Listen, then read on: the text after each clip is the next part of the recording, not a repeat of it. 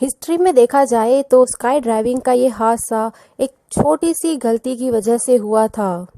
इस गलती का अंदाजा तो तब हुआ कि जब प्लेन से 18 स्काई डाइवर एक साथ नीचे कूद गए थे और अब वापसी का भी कोई रास्ता नहीं बचा था।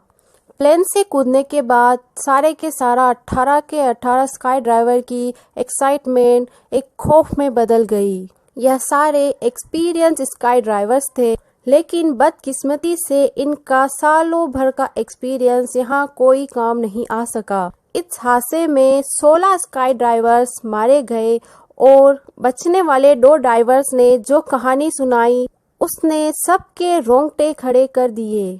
हमारी इस वीडियो में एक बार आपका खुशामदीद। दोस्तों, इस हादसे को दुनिया आज लेक एरी डिजास्टर के नाम से पुकारती है। लेक एरी अमेरिका के ओहायो में स्थित नॉर्थ अमेरिका की चौथी और दुनिया की 11वीं सबसे बड़ी लेक है। लेक एरी के साउथ में 13 किलोमीटर दूर ओटनर एयरपोर्ट के नाम से एक छोटी सी एयरफील्ड है। 20 अगस्त 1967 वाले दिन 30 स्काई डाइवर इस एयरपोर्ट पर आ पहुंचे क्योंकि उनको फ्री फ्लाइट मिलने वाली थी। वर्ल्ड वॉर में इस्तेमाल होने वाला B-25 बम्पर प्लेन, जिसको प्राइवेट कंपनी ने मॉडिफाई किया था, उन्होंने ही इन स्काई ड्राइवर को फ्री फ्लाइट ऑफर की थी।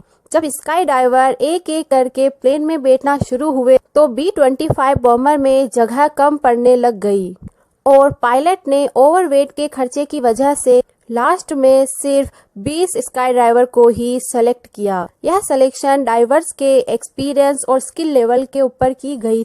बचने वाले 10 डाइवर्स को अपने सिलेक्शन ना होने की वजह से अफसोस तो हुआ, लेकिन उनको क्या मालूम था कि पायलट का यह फैसला उनकी जान बचाने वाला है।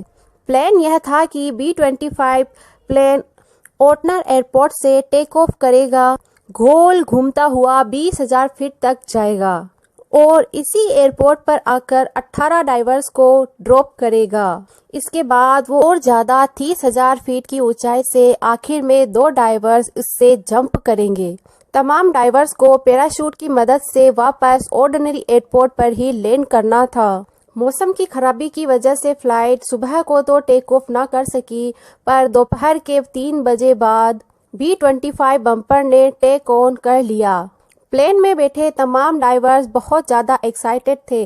पहला तो उनको फ्री फ्लाइट मिल रही थी और दूसरा कि बम्पर प्लेन से जंप करना उनका पहला एक्सपीरियंस था। B-25 के टेक ऑफ के बाद छोटा सेसना 180 प्लेन भी उसी एयरपोर्ट से टेक ऑफ हुआ। इसे 12,000 की ऊंचाई से रहकर स्काई डाइवर की छलांगे कैमरा में कैप्चर करनी थी। उधर B-25 में जिसमें डाइवर्स मौजूद थे, स्पाइरल करता हुआ ऊपर की तरफ जा रहा था। मौसम की खराबी की वजह से दोनों पायलट्स करीब ही एयर कंट्रोल ट्रैफिक से कनेक्टेड थे, जो कि उनको उनकी लोकेशन बता रहे थे। फाइनली 1 घंटे के बाद B-25 बम्पर 20,000 के एल्टीट्यूड पर पहुंच चुका था। पायलट ने कंट्रोल टावर को रेडियो किया और अपनी लोकेशन पता की। उस दौर में GPS टेक्नोलॉजी नहीं हुआ करती थी और अगर मौसम खराब हो तो पायलट को कंट्रोल टावर से मदद लेना पड़ती थी। कंट्रोल टावर ने B-25 के पायलट को बताया कि वो ओटनर एयरपोर्ट से 9 किलोमीटर दूर है और इसके हिसाब से B-25 की लोकेशन मैप के हिसाब से कुछ इस तरह से थी, यानी वो ड्रॉप जोन के करीब पहुंच चुके थे। इसके 1 मिनट के बाद सेसना 180 के पायलट ने भी एयर ट्रैफिक कंट्रोलर से कांटेक्ट किया और B-25 के हिसाब से अपनी लोकेशन पता की।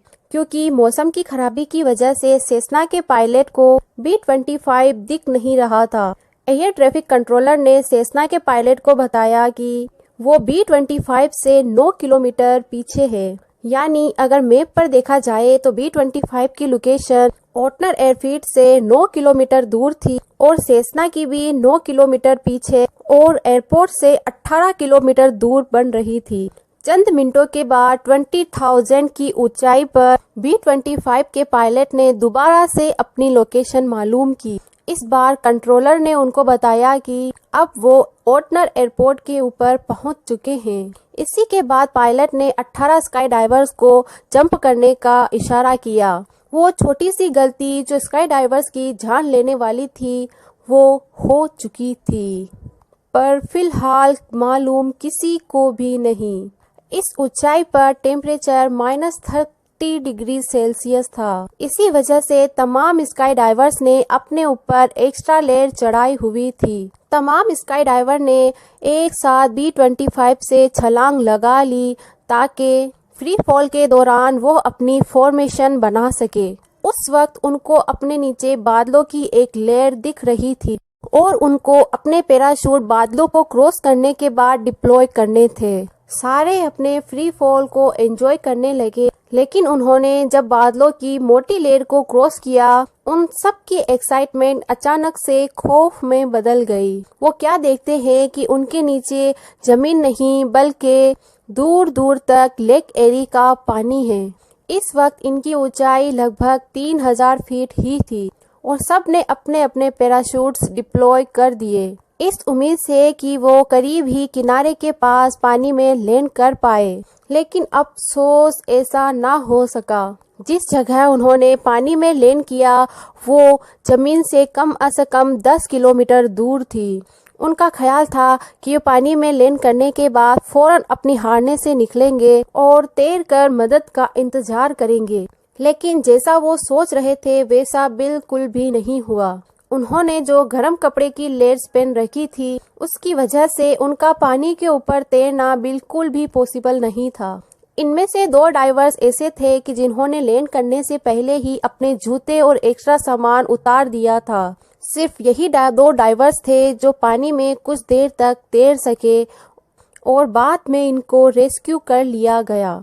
बकाया 16 डाइवर्स अफसोस के साथ जिंदा नहीं बच सके और उनकी बॉडीज अगले कई दिनों तक किसी को भी नजर नहीं आई। आखिरी बॉडी को 1 हफ्ते के बाद रिकवर किया गया था। इस हादसे ने दुनिया भर में हेडलाइंस बना दी और इस हादसे की असल वजह जानने के लिए इन्वेस्टिगेशन टीम भी बिठाई गई।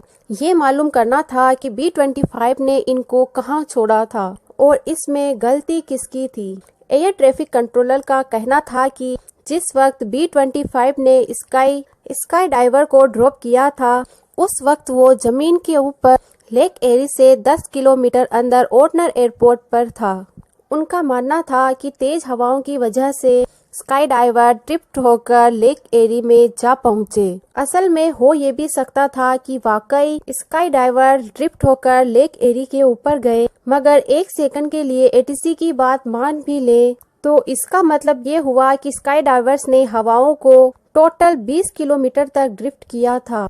20 किलोमीटर से ओटनर एयरपोर्ट से लेक एरी तक और 10 किलोमीटर मजीद लेक एरी के अंदर। एक्सपर्ट्स ने उस दिन की हवा की स्पीड और डाइविंग की ऊंचाई से जब रफ कैलकुलेशन की तो मालूम पड़ा कि डाइवर्स ज्यादा से ज्यादा 5 किलोमीटर तक जा सकते थे। लेकिन ATC के बयान में कुछ न कुछ गड़बड़ तो जरूर थी। ये तो था ATC का क्लेम, पर B-25 और सेस्ना प्लेन के पायलट का कहना था कि हमें हमारी लोकेशन ही गलत बताई गई। आखिरकार इन्वेस्टिगेशन में यह बात निकल कर आई कि जिस वक्त दोनों पायलट ने अपनी ATC से लोकेशन पता की, कंट्रोलर की शिफ्ट चेंज हुई थी और दूसरे कंट्रोलर ने B-25 को जो लोकेशन बताई वो असल में सेस्ना की लोकेशन थी। यानी कि B-25 के पायलट को यह बताया गया कि वो ओटनर एयरपोर्ट के ऊपर है, असल में वो लेक एरी के नीचे थे। इसके अलावा डाइवर्स और पायलट से यह गलती हुई कि उन्होंने एविएशन के लॉ के खिलाफ जाकर टारगेट को बिना देखे ही वहां से छलांग लगा दी।